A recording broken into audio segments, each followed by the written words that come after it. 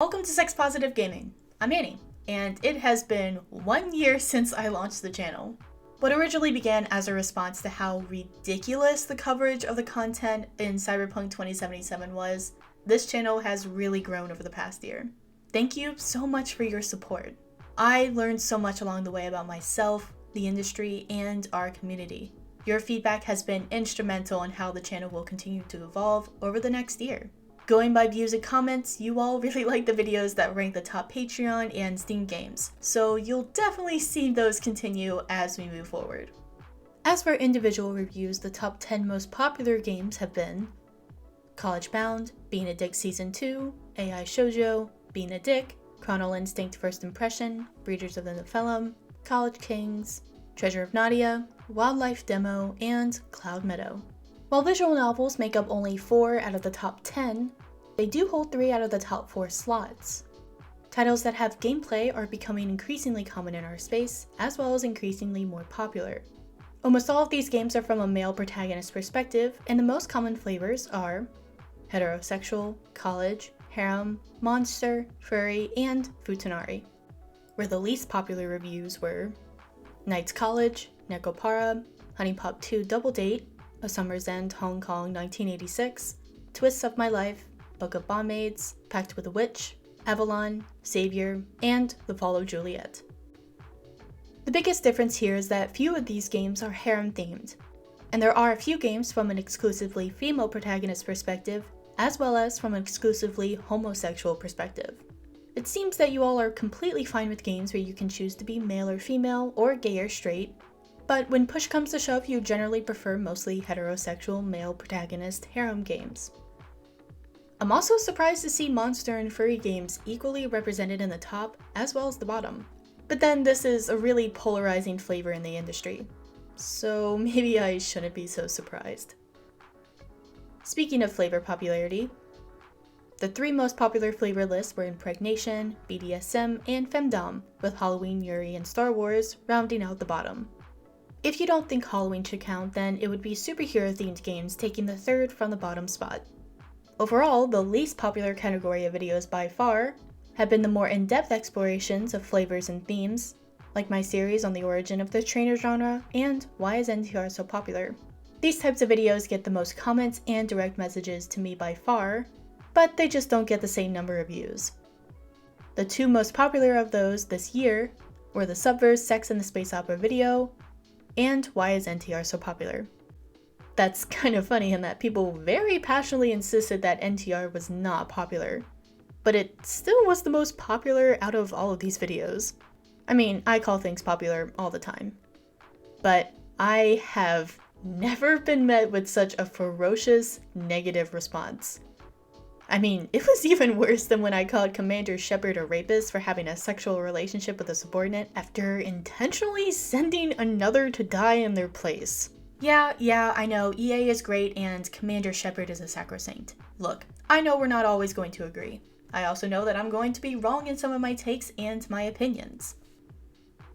If you look at the last 130 videos, you're going to see growth and improvement. I've absolutely learned a ton over the last year, and I expect to learn more. That is because of the feedback that you all in the community have given me, whether through YouTube, the Patreon, Discord, Twitter, or emails. You all have a lot to share, and that is incredible. I had no idea what was going to happen with this channel a year ago, and I am still stunned that there are tens of thousands of you willing to watch me talk about catgirls, RPGs, and harem visual novels. So many harem visual novels. This is why I think it's important to talk about less popular flavors and sometimes do in-depth videos about the industry and the history, because we are a part of an emerging culture. I'd call it a proto-culture, but then I'd have to worry about a Zentradi invasion. Yes, I did just make a 40-year-old anime reference, but according to YouTube, most of you should at least be aware of Macross and its Frankensteined American release Robotech. That is kind of the point. Look at how popular parody games are and what they are parroting. How many of the best games in our industry are amalgamations of repurposed movies and video games from the 1980s and 1990s?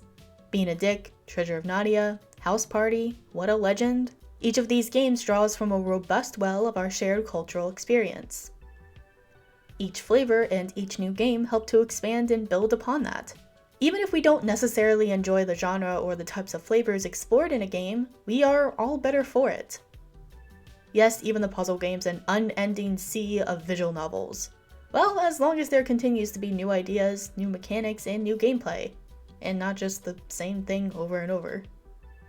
So this is my commitment to you all over the next year. I know that many of you view this channel as a place to find new and popular games that contain the flavors that you enjoy. I'm going to continue to make lists of the top games on Steam and Patreon. I'm also going to drastically expand the upcoming flavor lists.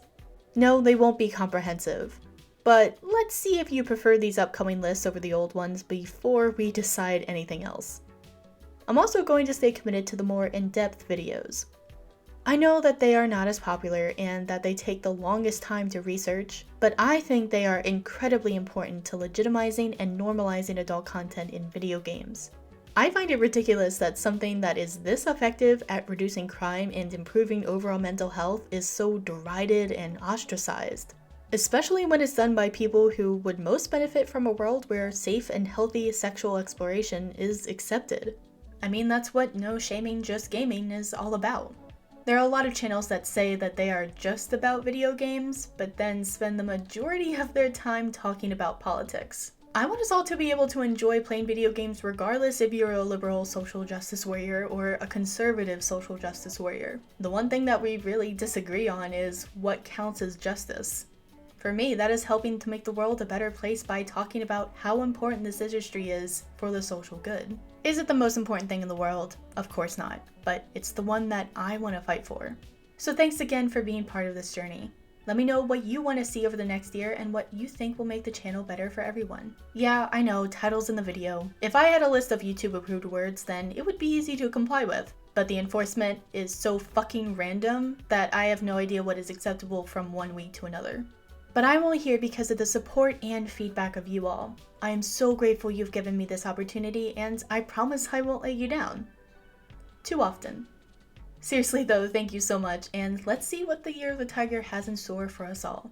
Until next time, no shaming, just gaming.